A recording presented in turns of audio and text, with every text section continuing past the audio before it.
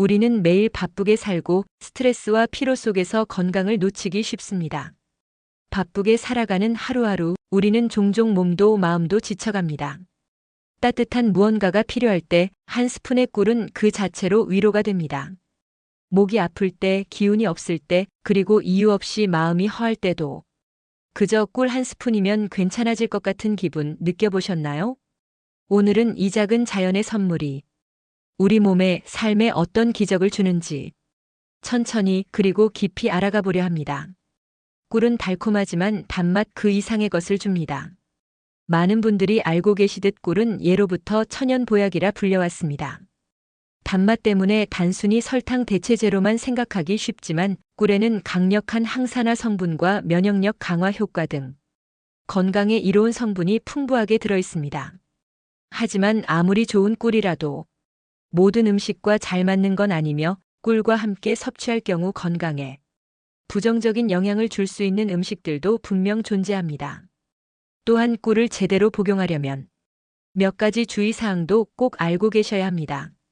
오늘은 꿀의 대표적인 효능부터 꿀과 상극인 음식, 궁합이 좋은 음식 5가지, 그리고 복용 시 도움이 되는 팁까지 차례대로 자세히 말씀드리겠습니다.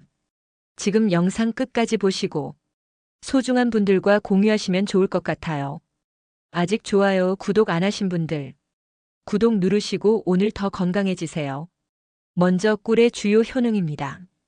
첫 번째는 항산화 효과입니다. 꿀은 자연 유래의 항산화 물질인 플라보노이드와 폴리페놀을 함유하고 있습니다. 이 성분들은 체내에서 활성산소를 제거해주며 세포 손상을 예방해주는 효과가 있습니다. 즉, 노화 방지와 각종 만성 질환 예방에 긍정적인 역할을 합니다. 두 번째는 면역력 강화입니다. 꿀은 천연 항균 작용을 가지고 있어 외부의 세균이나 바이러스로부터 우리 몸을 보호하는 데 도움을 줍니다. 특히 목이 아플 때 따뜻한 물에 꿀을 타 마시면 염증을 진정시키고 기침을 완화하는 효과가 있습니다. 이는 꿀에 포함된 과산화수소 성분이 항균 작용을 하기 때문입니다. 세 번째는 소화 기능 개선입니다. 꿀에는 프락토올리고당이라는 식이섬유와 유사한 성분이 들어있는데 이 성분이 장내 유익균의 활동을 도와줍니다. 위산 과다로 인한 속쓰림이나 위장 장애가 있을 때 꿀을 따뜻한 물에 타 마시면 위벽을 부드럽게 보호해주는 효과가 있습니다. 네 번째는 에너지 회복 효과입니다. 꿀은 빠르게 흡수되는 천연 당분을 함유하고 있어 필요할 때 즉각적인 에너지를 제공합니다. 운동 전이나 공부 중간 또는 오후에 기력이 떨어질 때 꿀 한 스푼은 체력 회복에 큰 도움이 됩니다. 다섯 번째는 피부 미용에도 효과적입니다. 꿀은 보습력이 뛰어나고 피부에 직접 발랐을 때도 항균 효과와 재생 효과가 있어서 피부 트러블 완화, 보습 유지, 미백 관리에도 좋습니다. 그래서 화장품 원료로도 많이 사용되는 이유죠. 다음은 꿀과 함께 섭취하면 피해야 할 음식, 즉 독이 되는 상극 음식들입니다.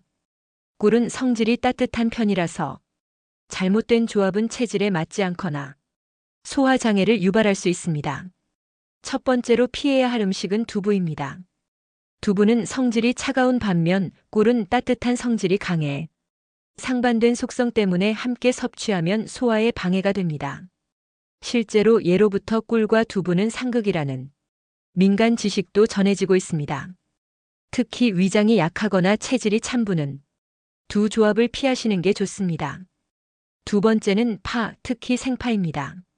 파와 꿀을 함께 먹으면 위장에 자극을 줄 수 있고 일부에서는 독성 반응을 유발할 수 있다는 말도 전해집니다. 고대 의학서에서도 꿀과 파는 함께 먹지 말라고 기록된 바가 있습니다. 세 번째는 참치나 생선회 같은 생선류입니다. 특히 참치는 히스타민 성분이 많기 때문에 꿀과 결합했을 때 두드러기나 알레르기 반응이 나타날 가능성이 있습니다. 소화기관이 약한 분들은 이런 조합은 피하시는 게 좋습니다. 네 번째는 뜨거운 물입니다. 많은 분들이 꿀을 따뜻한 물에 타 드시는데 물 온도가 40도 이상이면 꿀 속 효소 성분들이 파괴될 수 있습니다. 따라서 따뜻한 물에 타 마실 때는 반드시 미지근한 물 혹은 3040도 이하의 물을 사용하셔야 합니다. 5번째는 고열일 때 꿀을 섭취하는 것입니다. 감기나 몸살로 고열이 있을 때 꿀을 많이 먹으면 체내 대사가 더 활발해져 열을 올릴 수 있습니다. 이 경우에는 회복 후에 섭취하는 것이 더 좋습니다. 이번에는 꿀과 궁합이 잘 맞는 음식 5가지를 소개하겠습니다. 첫 번째는 따뜻한 우유입니다. 우유는 칼슘과 단백질이 풍부하고 꿀은 흡수를 도와주는 성분이 많아 우유와는 서로 상승작용을 합니다. 잠들기 전에 꿀 1스푼을 넣은 따뜻한 우유를 마시면 숙면에 도움이 되고 신경을 안정시키는 효과도 있습니다. 두 번째는 생강입니다. 생강과 꿀은 면역력 강화 조합으로 널리 알려져 있습니다. 특히 목감기나 기침이 있을 때 생강차에 꿀을 타 마시면 염증을 완화하고 열을 내려주는 효과가 있습니다. 천연 감기약이라 불릴 만큼 강력한 조합입니다. 세 번째는 레몬입니다.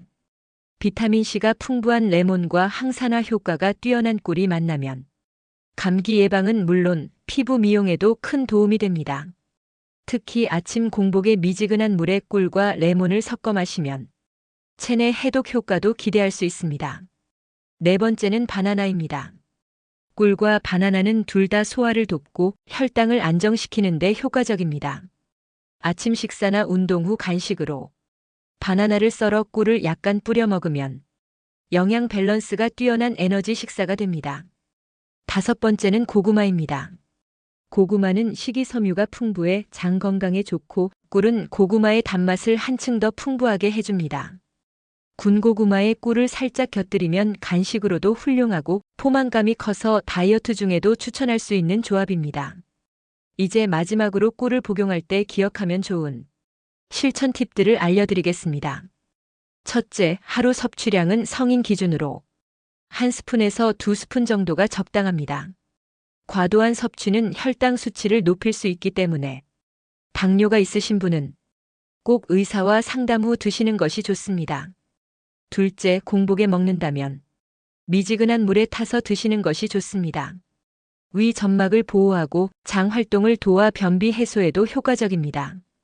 셋째, 꿀 보관은 반드시 밀폐된 용기에 담아 서늘하고 어두운 곳에서 보관하셔야 합니다.